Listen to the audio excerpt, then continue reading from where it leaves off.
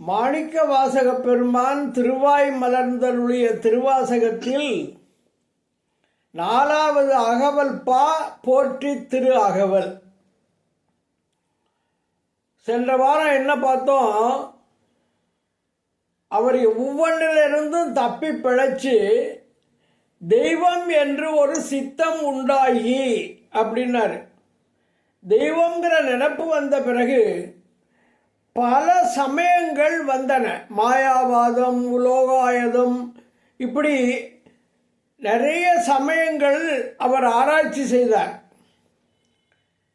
அவை எல்லாமே அவருக்கு சரியா வரல. மாணிக்க வாசகர் திருவாத ஊரில் அமாத்தியர் பிராமணர் குலத்திலே பிறந்தவர். அவங்க குடும்பத்தில் எப்போவுமே சிவபெருமானை வழிபடுவார்கள், சைவ சமயம். அதனால சரி, நம்ம சிவபெருமானையே பிடிச்சிக்குவோம் அப்படின்னு ஒரு முடிவு பண்ணிட்டார். அப்போ இன்னைக்கு நம்ம பார்க்க போகிறது 59வது வரியிலிருந்து, போற்றி திரு அகவல்ல 59வது வரி. நான் சொல்லுகிற செய்திகளை புத்தகத்தை வைத்து கொண்டு கவனித்தால் அதில் பயன், இல்லைன்னா பயன் இல்லை. தப்பாமே தாம் பிடித்தது சலியா. தான் பிடிச்சது என்ன? சைவம், சிவபெருமான்.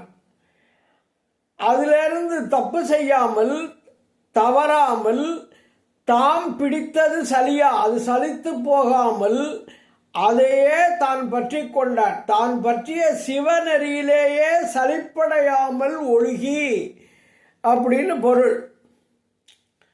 இப்போ சிவபெருமான் என்று நினைத்தவுடன் இவருடைய மனசில் இந்த நெருப்புக்கு பக்கத்தில் போன மெழுகு உருகிற மாதிரி உருகிறாரு. அதைத்தான் அடுத்தாப்புல சொல்றாரு. தழல் அது கண்ட மெழுகு அது போல. தழல்லாம் நெருப்பு, அதுக்கு பக்கத்தில் கொண்டு போகிற மெழுகு உருகி போயிடும்.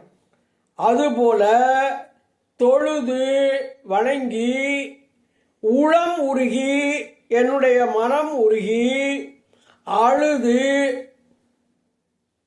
அன்போடு சிவபெருமானை வணங்கினால் அழ வேண்டும்.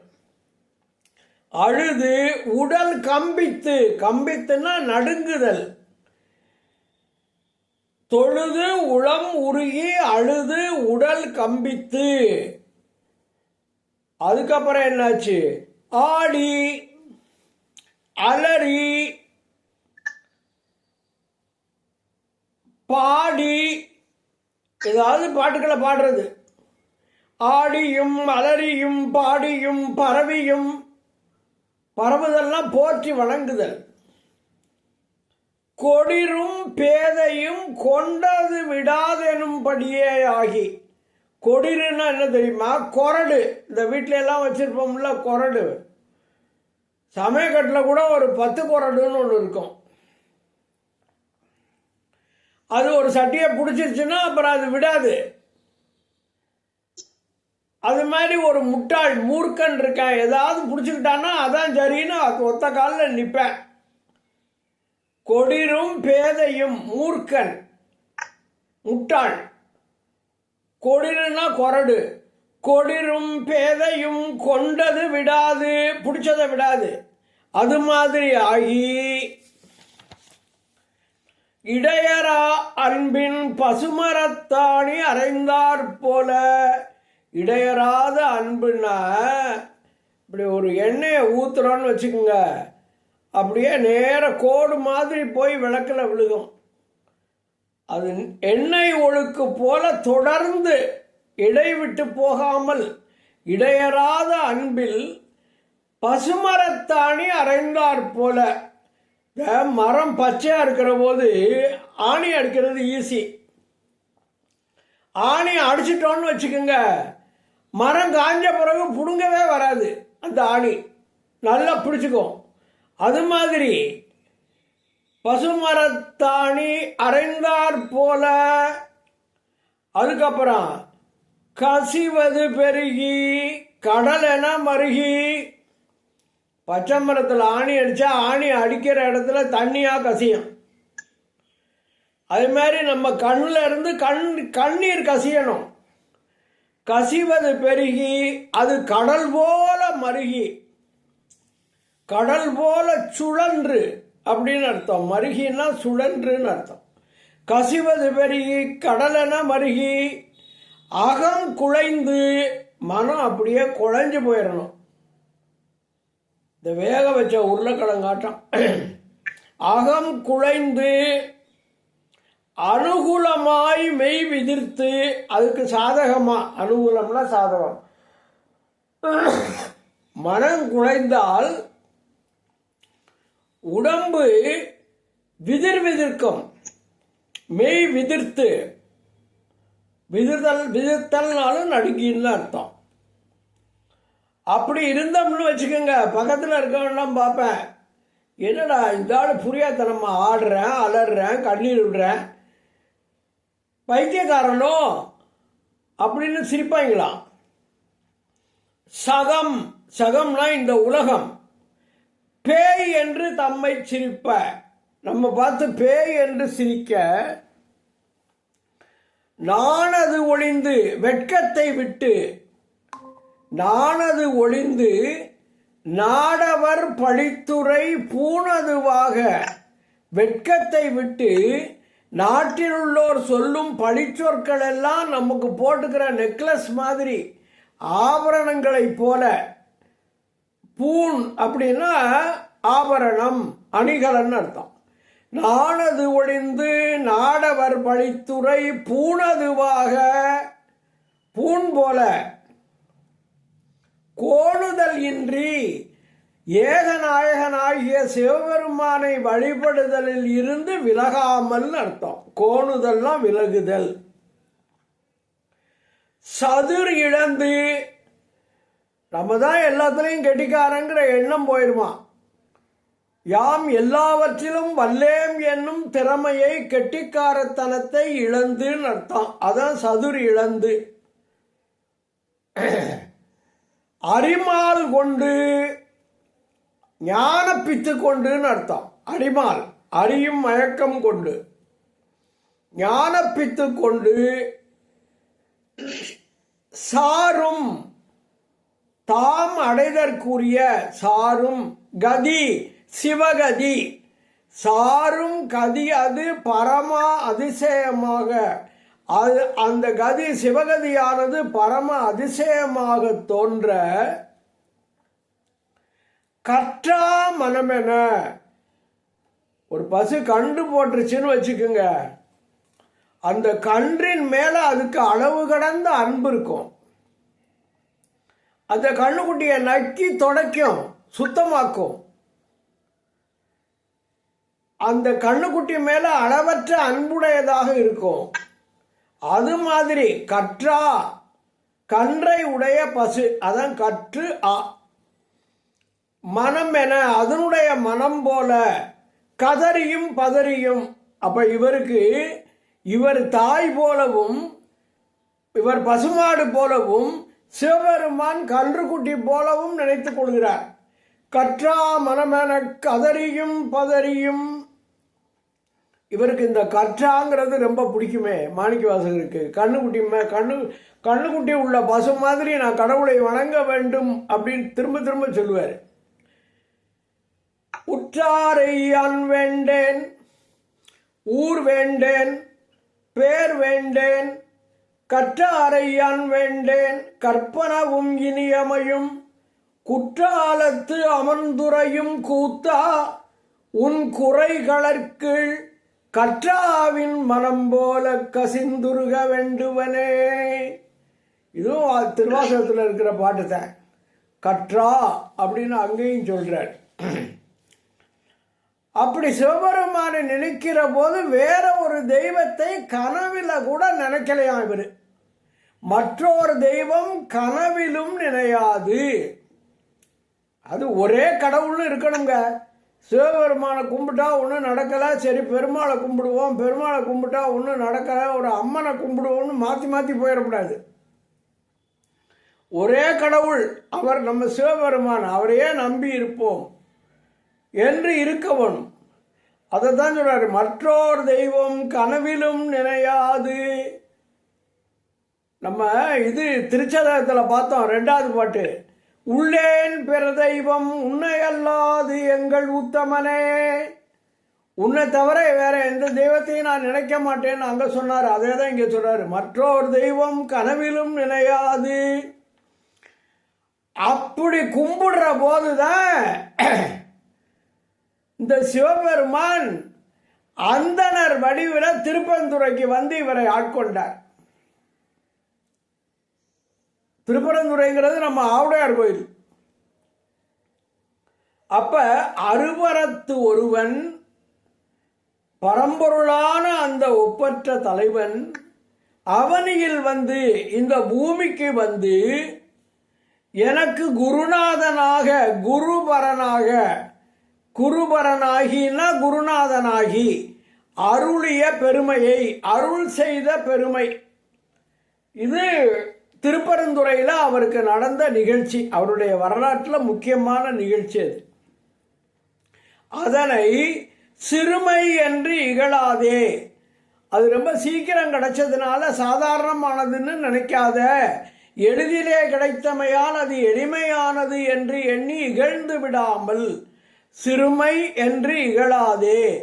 திருவடி இணையை, திருவடிகள் இரண்டையும் பிரிவினை அறியா நிழலது போல, ஒரு உடம்பை விட்டு பிரியாத நிழல். இப்ப நம்ம எங்க போனாலும் நம்ம நிழல் நம்மளோட வருதில்ல, அது மாதிரி பிரிவினை அறியா நிழலது போல முன்பின்னாகி, அது சூரியன் இருக்கிற பக்கத்தை பொறுத்தது. ஒன்று நம்ம நடக்கிற போது நமக்கு முன்னால நிழல் இருக்கும், இல்லைன்னா நம்ம நடக்கிற போது நமக்கு பின்னால நிழல் இருக்கும். எப்படி நிழல் முன்னாலேயோ பின்னாலேயோ இருக்கும்ல. பிரிவினை அறியா நிழலது போல முன்பின்னாகி முனியாது அத்திசை என்பு நைந்துருகி வெறுக்காமல். முனியாதுன்னா வெறுக்காமல். அத்திசை எந்த திசை? குருநாதன் எழுந்தருளிய அத்திசையை நோக்கி எலும்பு நைந்து உருக. எலும்பு கூட நஞ்சு போற மாதிரி மனம் உருக வேணுமா? எலும்பு நைந்து உருகி. இந்த ஜியு போப் என்ன பண்ணாரு, திருவாசகத்தை மொழிபெயர்த்தாரு. அவர் திருவாசகத்தை பத்தி சொல்லும் போது என்ன சொல்றாரு, bone melting song. Bone melting சாங்னா எலும்பையும் உருக வைக்கக்கூடிய ஒரு அருமையான பாடல் இந்த திருவாசகம்ங்கிறார். அப்ப முனியாது அத்திசை என்பு நைந்துருகி நெக்கு நெக்கு ஏங்கி. நெக்கு நெக்கு ஏங்கினா என்ன தெரியுமா? அப்படியே நெகிழ்ந்து உருகி தேம்பி தேம்பி அழுகிறது. நெக்கு நெக்கு ஏங்கி அப்படின்னா அன்பினால் நெகிழ்ந்து உருகி தேம்பி தேம்பி அப்படின்னு அர்த்தம். நெக்கு நெக்கு ஏங்கி.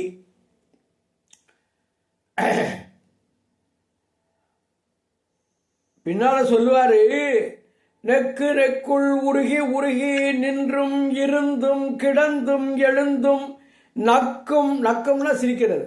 நக்கும் அழுதும் தொழுதும் வாழ்த்தி நானா விதத்தால் கூத்தும் நவிற்றி செக்கர் போலும் திருமேனி, சிகப்பு திருமேனி, செக்கர் போலும் திருமேனி திகழ நோக்கி சிலிர் சிலிர்த்து புக்கு நிற்பது என்று கொலோ என் பொல்லாமணியை புணர்ந்தே. புணர்ச்சி பத்துல பாடுவார். அப்பர்சாமி சொல்லுகிறார், நெக்கு நெக்கு நினைப்பவர் நெஞ்சுளே புக்கு நிற்கும் பொன்னார் சடை புண்ணியன் சிவபெருமான். அதனால யாரு ரொம்ப நினைச்சு நினைச்சு ஏங்கி ஏங்கி தேம்பி தேம்பி அழுகிறார்களோ அவர்களுடைய உள்ளத்திலே இறைவன் குடியிருப்பான். அப்படி குடியிருக்கிறவர்களுடைய அன்பு அது அப்படியே ஆறா பெருகுதா. அன்பெனும் ஆறு கரை அது புரள, கரை புரண்டு ஓடுது அன்பு. நன்புலன் ஒன்றி, நன்புலன்கள் ஐந்தும் ஒன்றி ஒன்றாக. சாமி கும்பிடுற போதே பக்கத்துல 2 பேர் பேசிக்கிட்டு இருந்தா அது நம்ம காதுல வந்து விழுகப்படாது. சாமி கும்பிடுற போதே எங்கேயாவது ஒரு நிகழ்ச்சி, ஒரு ஒளி தெரிஞ்சா அங்கிட்டு திரும்பி பார்த்துடப்படாது. நம்முடைய 5 புலன்களும் சிவபெருமானிடத்திலே ஒன்ற வேண்டும். அப்பதான் அது நல்ல புலன், இல்லைன்னா அது கெட்ட புலன், நன்புலன் அப்படிங்கிறாரு. நன்புலன் ஒன்றி, புலன்கள் 5ம் ஒன்று, நல்ல புலன்கள் 5ம் ஒன்றுபட்டு நாதா நாதா என்று அரற்றி, தலைவா தலைவா என்று புலம்பி.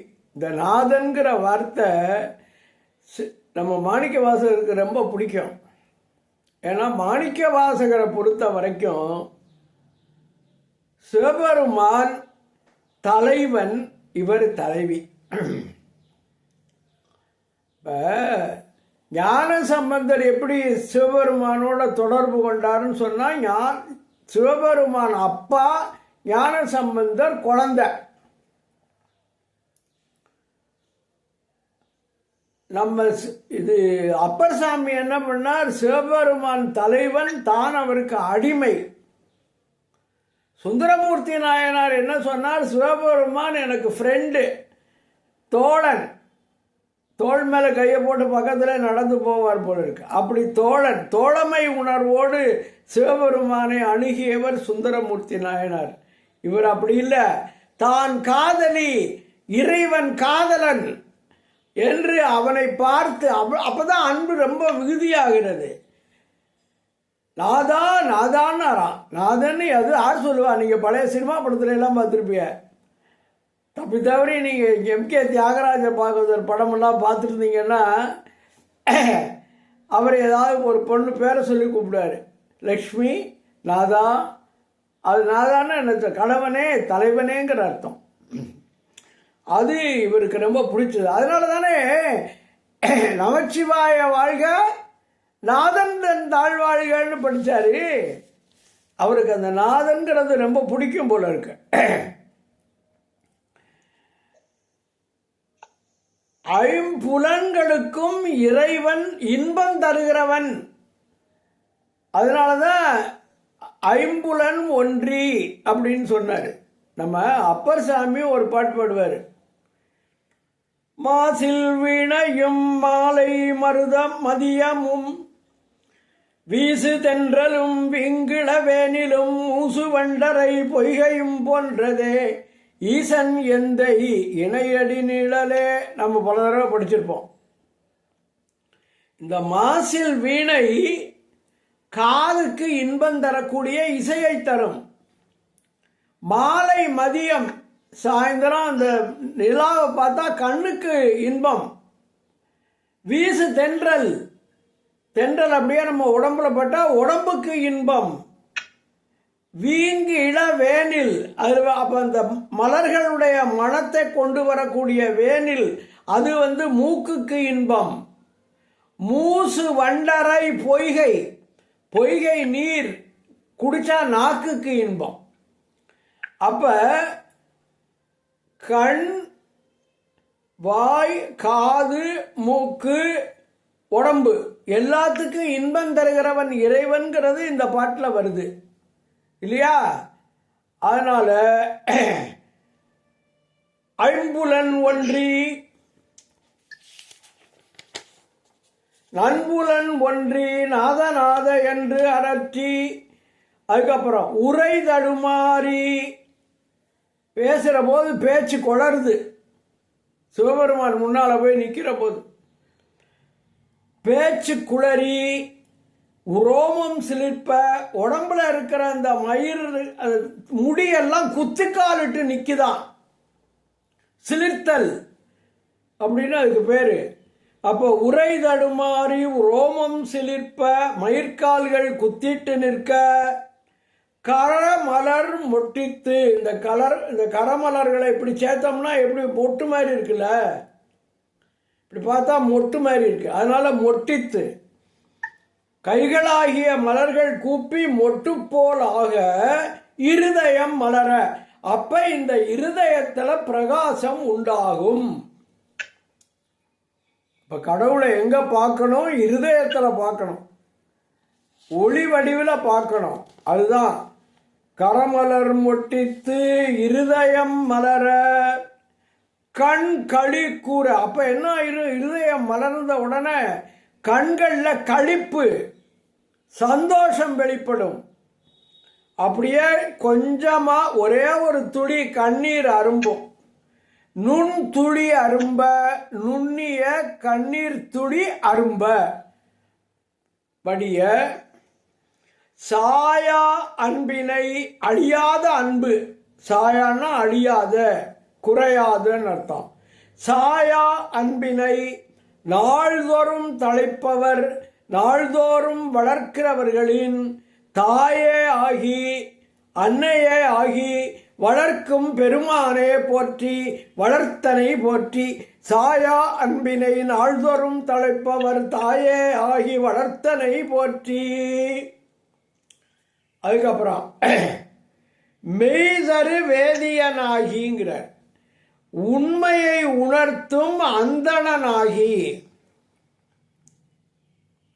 மெய்தரு வேதியனாகி வினைகட, எல்லா வினைகளும் கெட்டு போகும்படியாக. நான் முந்தைய ஒரு தடவை சொல்லியிருக்கேன், நம்ம பல பிறவிகளில் செய்த வினையெல்லாம் சேர்ந்து மொத்தமாக ஒரு கூட்டமாக இருக்கு. ஃபிக்ஸட் டெபாசிட் மாதிரி அது சஞ்சிதம்.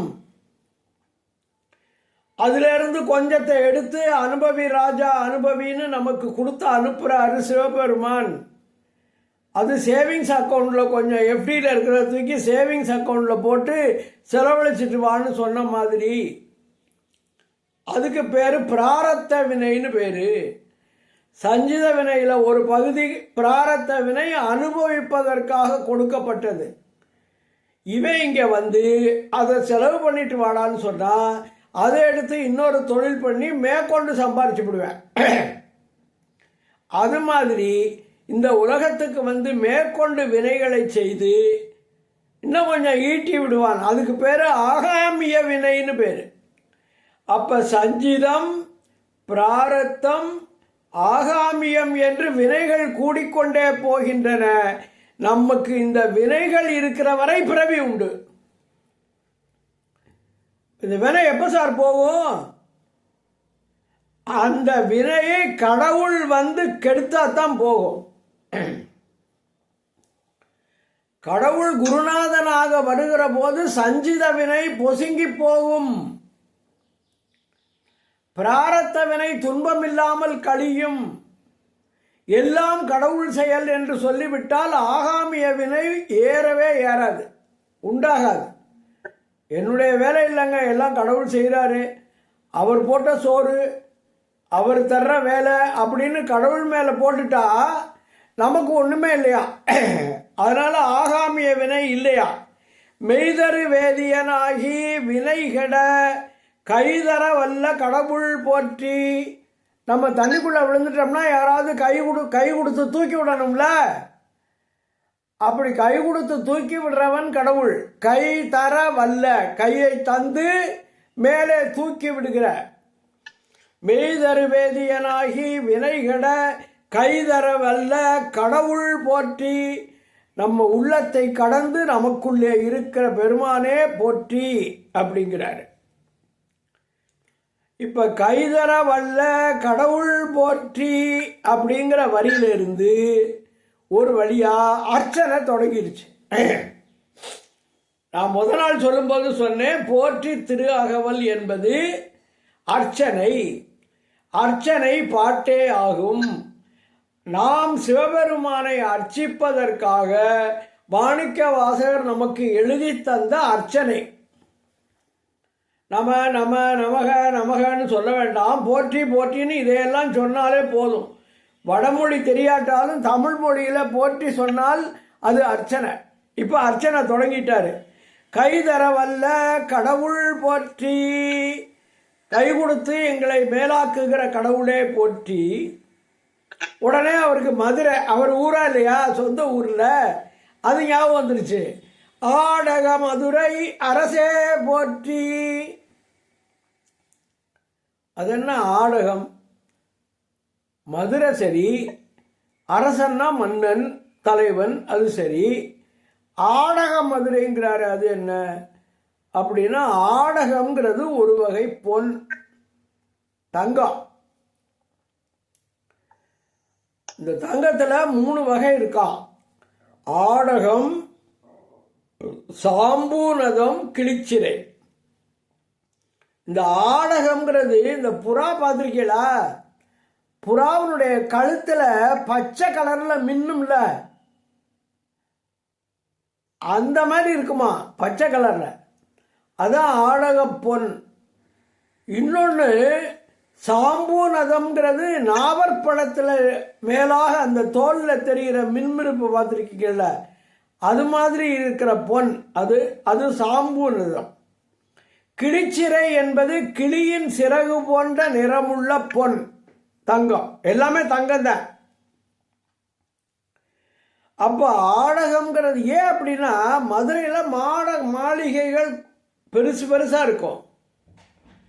மேலே மழை பெஞ்சு பாசம் பிடிச்சிருக்கும். பாசம் என்ன கலரில் இருக்குன்னு உங்களுக்கு தெரியும்ல, தங்கம் மாதிரி, இந்த பச்சை கலர் தங்கம் மாதிரி தெரியும் அது. அதனால மொத்தமும் அப்படியே மேலே இருந்து மதுரையை பார்க்குற போது ஆடக பொன் அப்படியே மேலே படிஞ்சிருக்கிற மாதிரி தெரியுதா. அதனால ஆடக மதுரை அரசே போற்றி. அப்புறம் கூடல் இலங்கு குருமணி போற்றி. கூடல்னு ஒரு பேரு மதுரைக்கு உண்டு. நான்மாட கூடல் அப்படின்னு சொல்லுவோம். கூடல்னு சொன்னாலும் அது மதுரை தான். திருப்பரந்துறையில் குருபிரானாக வந்த அவர்தான் இந்த கூடல் மாநகரத்திலேயும் குருமணியாக விளங்குகிறார் அப்படின்னு சொல்றார். ஒரு தடவை வருணன் மதுரையை அழிக்க கடலை ஏவி விட்டானாம். கடல் அலைகள் மேலே எழும்பி அப்படியே மதுரையை அழிக்க வந்துச்சான். மன்னனும் மக்களும் சொக்கலிங்க பெருமான்கிட்ட போய், கடவுளே இப்படி கடல் வருதே, நாங்கள் என்ன பண்ணுவோம், மூழ்கி போயிடுவோமான்னு கேட்டாங்களாம். உடனே அவர் என்ன பண்ணாராம், 4 மேகங்களை 4 பக்கமும் ஏவி விட்டாராம். அப்ப 4 மேகங்களும் இந்த கடல் நீரை ஈர்த்து அதை வத்தி போக செய்து மதுரையை காப்பாற்றி விட்டனவாம். அதுதான் 4 மேகங்களும் ஒன்று கூடிய இடம், அது 4 கூடல். அங்க மாடங்கள் நிறைந்த மதுரை. அதனால நான்மாட கூடல் என்ற பெயர் மதுரைக்கு உண்டு. அதனால கூடல் இலங்கு குருமணி போற்றி. மதுரையிலே விளங்கி தோன்றுகிற ஆசிரியர்களுக்குள்ளே மணி போன்றவனே, குருநாதர்களுக்குள்ளே மணி போன்றவனே போற்றி. மதுரைக்கு அடுத்து உடனே அவருக்கு என்ன ஞாபகம் வருது, சிதம்பரம் ஞாபகம் வருது. அதனால என்ன சொல்றாரு, தென்தில்லை மன்றினுள் ஆடி போற்றி. தென்தில்லை மன்றில் அப்படிங்கிறாரு. தில்லை மன்றில் தெரியும், தில்லையில உள்ள அந்த பொன்னம்பலம். மன்றுன்னா அந்த ஆடுற இடம் பொன்னம்பலம். நடராஜர் நடனம் ஆடுறாருல, அந்த இடத்துக்கு தான் மன்றுன்னு பேரு. தென் தில்லைங்கிறாரே, என்ன அர்த்தம்னா தெற்கே உள்ள தில்லைன்னு ஒரு அர்த்தம், அழகிய தில்லைன்னு ஒரு அர்த்தம். அழகான தில்லை அங்க ஆடுறாரு சிவபெருமான். ஆடுறாரு அங்க, என்ன பண்றாரு, அங்க 5 தொழில்களை ஏற்றுகிறார். 5 தொழில் என்ன, படைத்தல், காத்தல், அழித்தல், மறைத்தல், அருளல். அவர் கையில் இருக்க உடுக்க இருக்குல்ல, அது அவர் அப்படி அசைச்சார்னா சத்தம் வரும், அதுல இருந்து படைத்தல் தொடங்கிடும். ஒரு கை இப்படி காட்டும், அதுக்கு அபயகரம்னு பேரு. அபயகரம் காத்தல் தொழிலை செய்வது. இன்னொரு கையில நெருப்பு வச்சிருப்பாரு. நெருப்பு அழித்தல் தொழிலை செய்வது. அப்புறம் இன்னொரு கால் கீழே ஒருத்தனை போட்டு மிதிச்சுக்கிட்டு இருக்கோம், அதுக்கு முயலகன்னு ஒருத்தனை போட்டு மிதிக்கும், அதுதான் மறைத்தல். உலகத்தை காட்டி தன்னை மறைத்துக் கொள்ளுகிற செயல் அது மறைத்தல். அதுக்கப்புறம் இடது காலை அப்படி தூக்கி காட்டுவார் டான்ஸ் ஆடும்போது, பார்த்துருக்கீங்களா? அந்த இடது காலுக்கு குஞ்சித பாதம், தூக்கிய திருவடின்னு பேர். அதுதான் அருளலுக்கு உள்ள அடையாளம். அதனால படைத்தல், காத்தல், அழித்தல், மறைத்தல், அருளல் என்கிற 5 தொழில்களையும் சிவபெருமான் செய்வதை சுட்டுகிற அந்த வடிவம்தான் நடராஜர் வடிவம். தென்தில்லை மன்றினுள் ஆடி போற்றி, இன்றெனக்கு ஆரமுது ஆனாய் போற்றி. ஒரு அருமையான அமுதமாக இன்றைக்கு எனக்கு வந்த பெருமானே போற்றி. அப்புறம் மூவா நன்மறை முதல்வா போற்றி. மூவா அப்படின்னா மூப்படையாத அப்படின்னு பேர். நம்மெல்லாம் பிறந்தோம் சின்ன பிள்ளையில அழகா ரெட்டைச்சடை போட்டுக்கிட்டு திரிஞ்சிருப்போம். அதுக்கப்புறம் வயசானோடனே தாவணி, அப்புறம் சேலை, அதுக்கப்புறம் பார்த்தா வயசு ரொம்ப ஆயிடுது.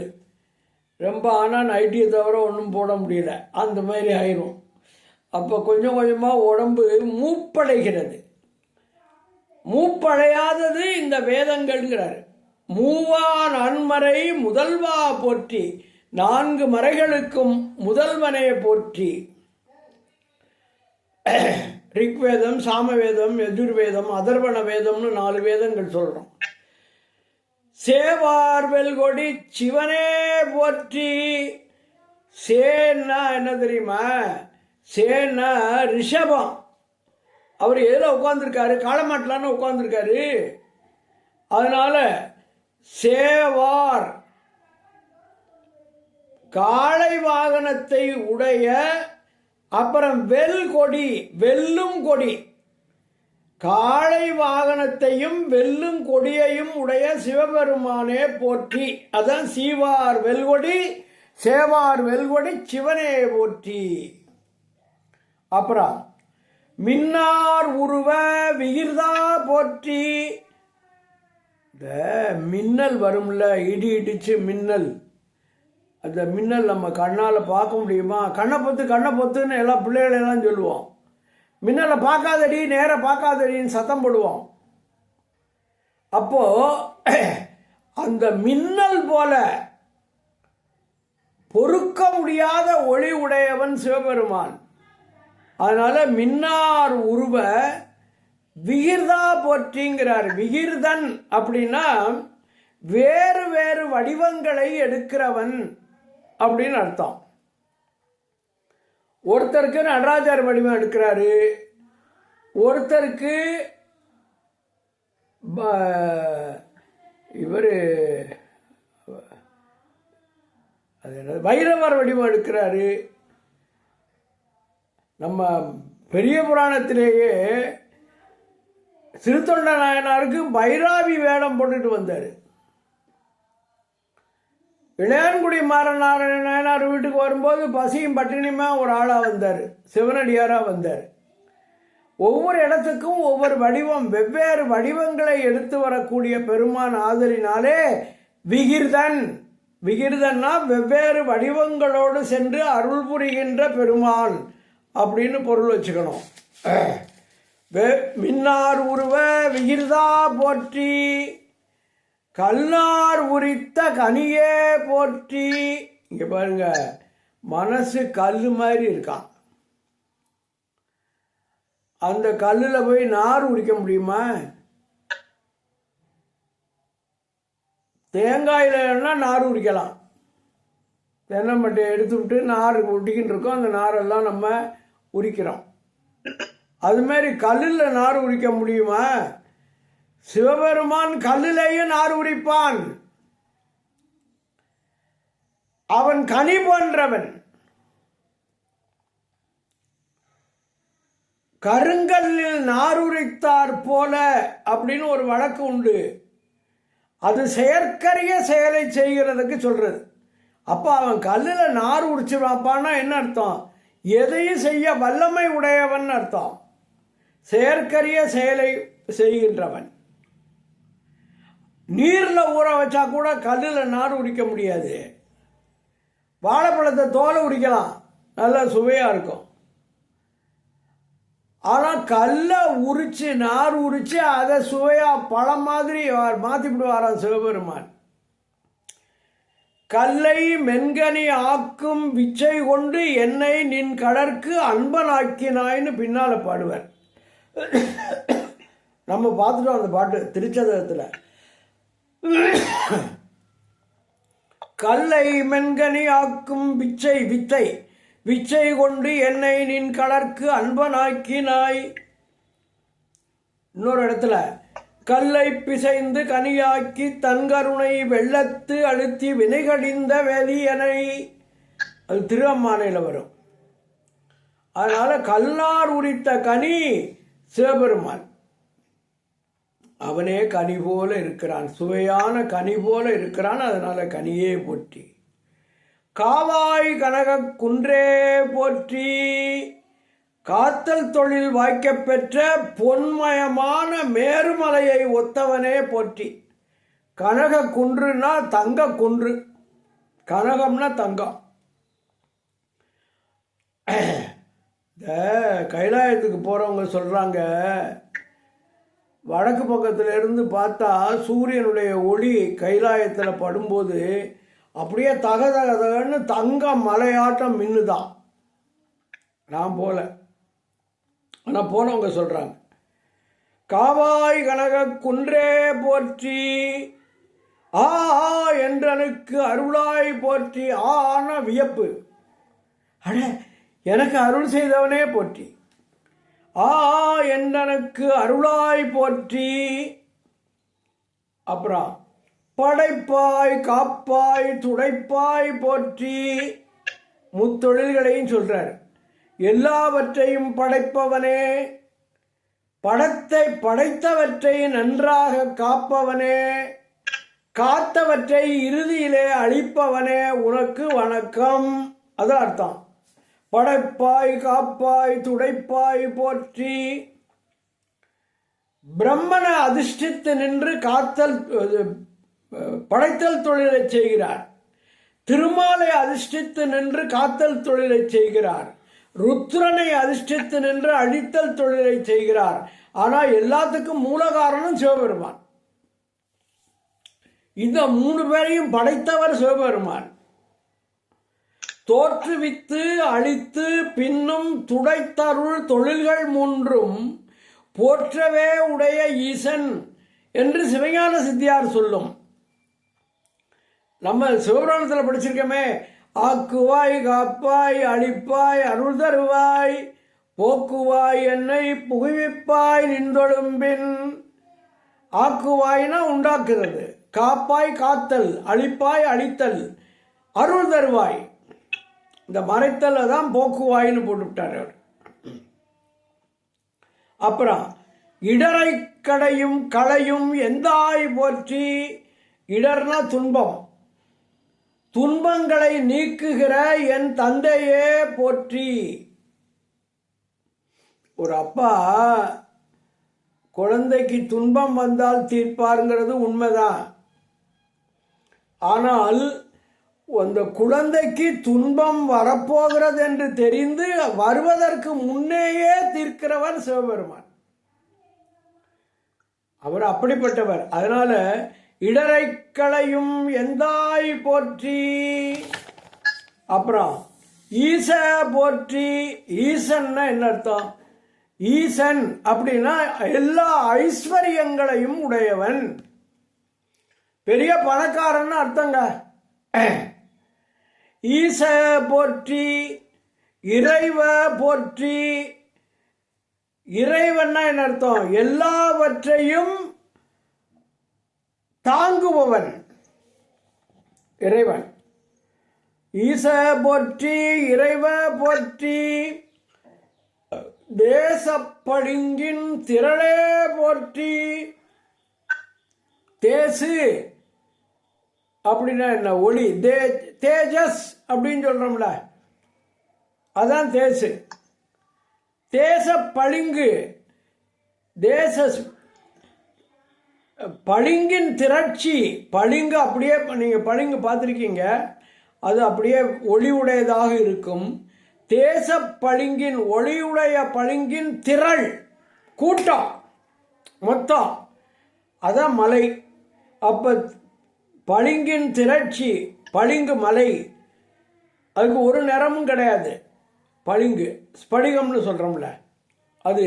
தேச பளிங்கின் திரளே போற்றி.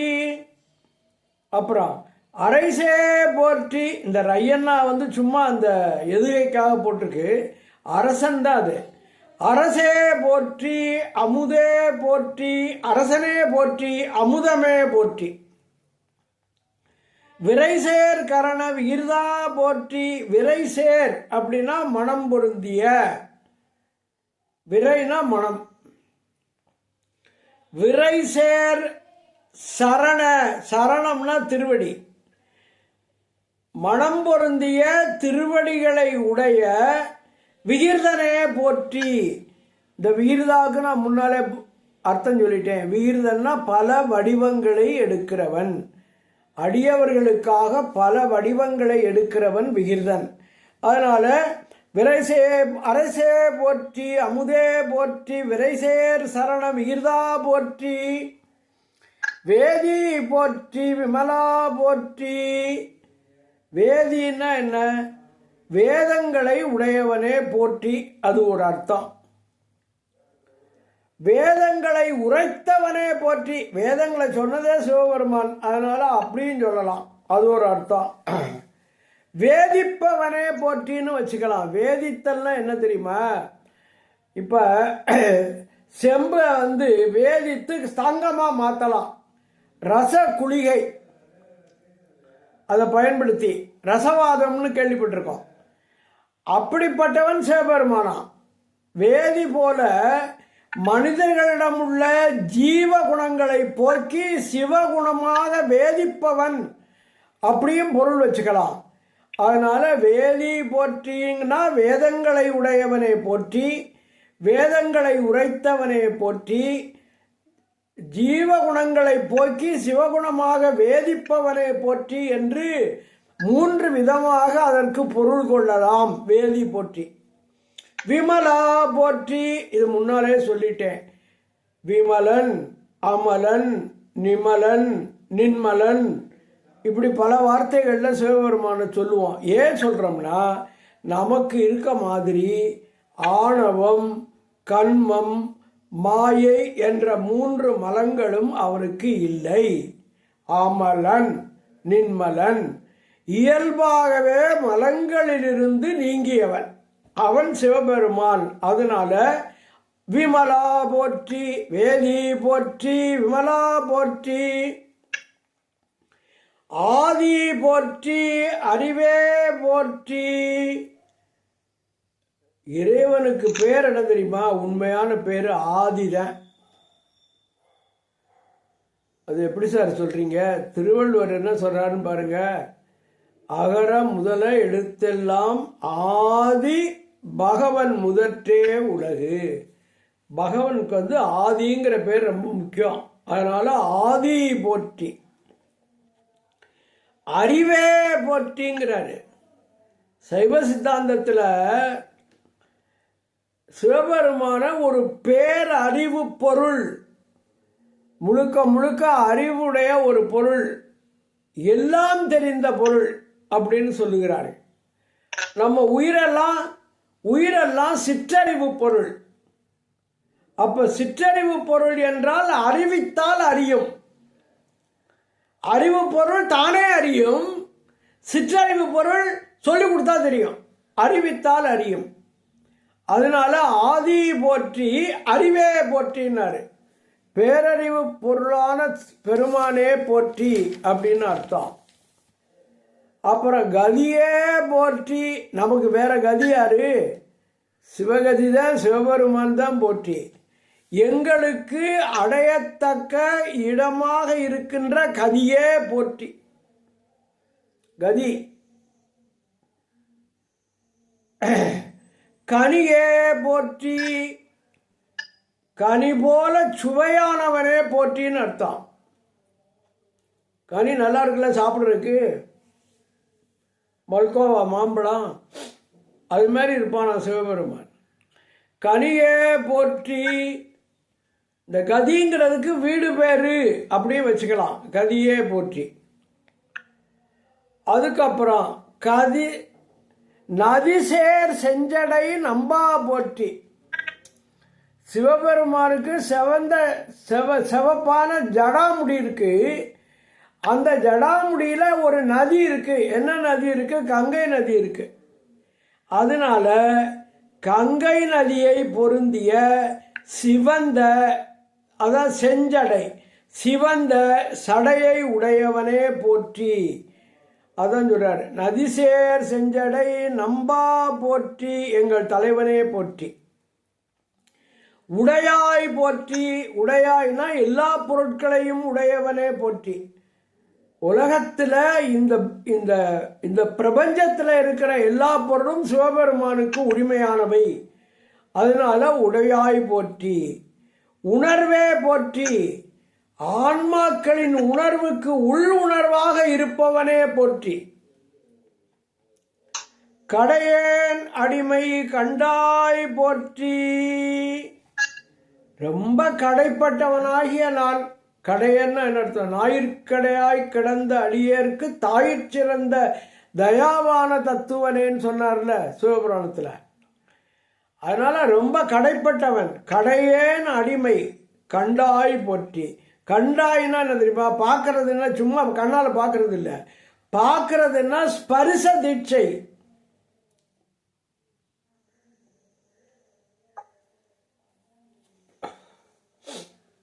அது பல பேர் கஷ்டப்படுறாங்க, அவங்களுக்கெல்லாம் பண்ணலை, எனக்கு பண்ணியேன்னு சொல்லுவார். உறவாக்காலம் தவம் எய்தி உறுப்பும் வெறுத்து உனை காண்பான் பலமா முனிவர் நனிவாட பாவி ஏனை பணிகொண்டாய் பின்னால பாடுவார். அதனால கடையேன் அடிமை கண்டாய் போற்றி. இவன் எனக்கு அடிமை ஆகட்டும் என்று திருவருள் நோக்கம் செய்தாய். நோக்கம்னா சும்மா பார்க்கறது இல்லை, அது ஸ்பரிச தீட்சைன்னு சொன்னேன். அதனால திருவருள் நோக்கம் செய்தாய் அப்படின்னு வச்சுக்கணும். ஐயா போற்றி. அணுவே போற்றி. ஐயான்னா ஐயனே, தலைவனேன்னு அர்த்தம். ஐயனா தலைவன். ஐயா போற்றி. ஐயனே போற்றி. அணுவே போற்றி. அணுவை போல சிறிய வடிவம் கொண்டவனே போற்றி. சைவா போற்றி. சைவனே போற்றி. தலைவா போற்றி. எனக்கு தலைவனே போற்றி. எல்லாம் ஈஸியாக தான் இருக்கு. ஆனால் சைவா போற்றிக்கு நீங்கள் முன்னால் ஒரு பாட்டு நம்ம இதில் பார்த்தோம், கீர்த்தி திருகாவலில். ஐயாரதனில் சைவனாகியும் அப்படின்னா சிவாச்சாரியாராகின்னு அர்த்தம். ஆதிசைவனாக இறைவன் வந்தார் என்று சொல்லுகிற அந்த செய்தியை இங்கே நினைவில் வச்சுக்கலாம், அவ்வளவுதான். சைவா போற்றி. தலைவா போற்றி. தலைமையாக கொண்ட தன் மக்களை காக்கிறவர், அவர்களுடைய துன்பங்களை போக்குகிறவர் என்பதனாலே தலைவா போற்றிங்கிறார். அப்புறம் குறியே போற்றி. குணமே போற்றி. குறின்னா இந்த சிவலிங்கம்னு ஒரு பொருள் சொல்லுவாங்க. அது ஒரு சிவலிங்கத்தை வச்சு தானே சிவபெருமானை வழிபடுறோம். அதனால குறின்னா சிவலிங்கம்னு ஒரு பொருள் சில பேர் சொல்லுவாங்க. அதை விட முக்கியம் என்னன்னா,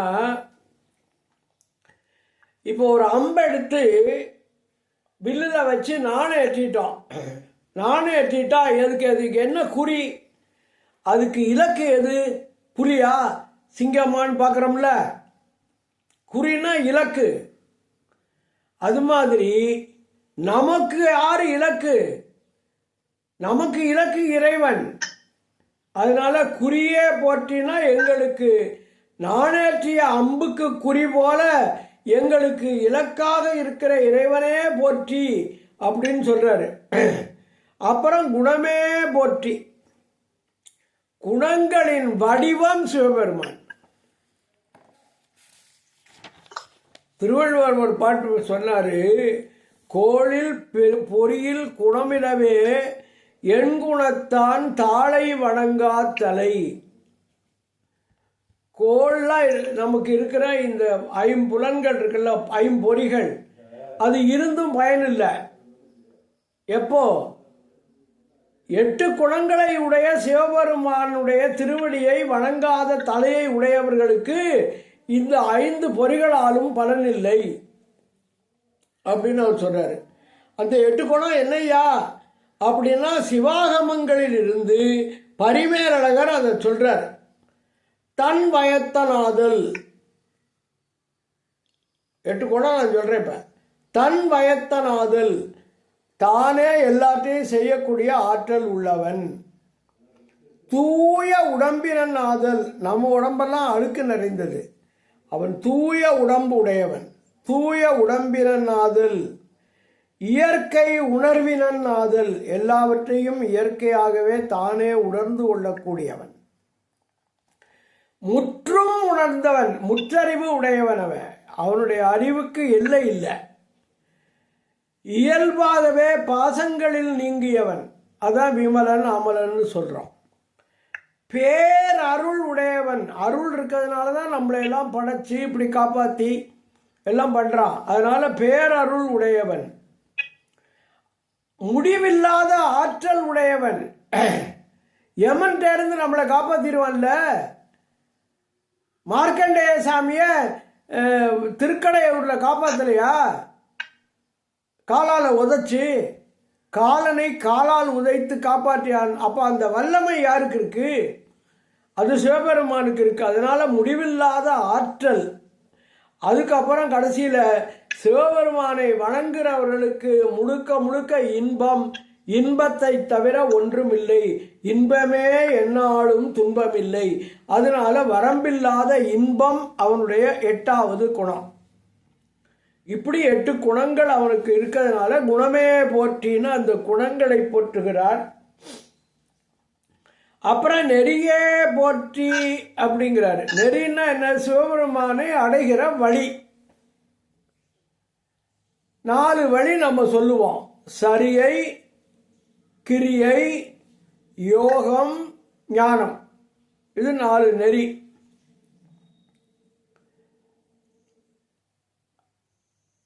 இந்த நெறி, அந்த நெறியாக இருப்பவனே போற்றி அப்படிங்கிறாரு. நெறியே போற்றி.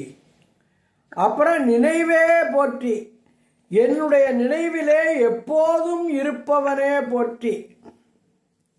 வைஷ்ணவத்தில் ஒன்று சொல்லுவாங்க, சாப்பிட்ற சோறு, திங்கிற வெத்திலை, குடிக்கிற தண்ணி எல்லாமே கண்ணபெருமான்னு ஒருத்தர் பண்ணுவாராம். சகலம் கிருஷ்ணார்ப்பணம், எல்லாம் கடவுளுக்கு உள்ளதுப்பா, நான் சாப்பிடல அப்படின்னு சொல்லிட்டு சாப்பிடுவாராம். உண்ணும் சோறும் தின்னும் வெற்றிலையும் பருகும் நீரும் எல்லாம் கண்ணனே என்பது போல அன்பர் நினைவு அனைத்தும் இறைவனே. அதனால நினைவே போற்றி, நெறியே போற்றி, நினைவே போற்றி. வானோர்க்கு அரிய மருந்தே போற்றி. இப்போ முடிக்க போறேன். வானோர்க்கு அரிய மருந்தே போற்றி, தேவர்களுக்கு கிடைத்தற்கரிய அமுதம். அவங்களுக்கு அமுதம் கிடைச்சா போதும், சாப்பிட்டு பேசாமல் இருப்பாங்க. ஆனால் இந்த மறுபடியும் மறுபடியும் பிறக்கிற அந்த பிறவி பிணி, அதுக்கு யார் மருந்து?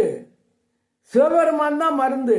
அதை தேட மாட்டாங்க. அதனால தான் சொல்றாரு, வானோர்க்கு அரிய மருந்து, வானோர்க்கு அரிய பிறவி பிணிக்கான மருந்தே போற்றி.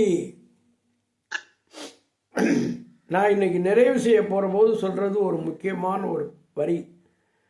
இப்ப நம்ம சிவபெருமானை வணங்கி அவனுடைய திருவருளை பெற்றுவிட்டால்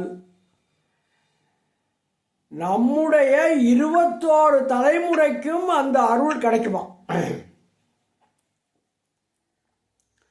21 தலைமுறை நரகத்தில் ஆளாமல் சிவபெருமான் காப்பாற்றுவான். அதை சொல்றதுக்கு தான் இங்க வர்றாரு. மூவேள் சுற்றம் முரண் உரு நரகிடை, முரண்பட்ட நரகம், வேறுபட்ட நரகங்கள். மூவேள் சுற்றம், மூவேள் 21, அதான் 21 தலைமுறைன்னு சொன்னேன்.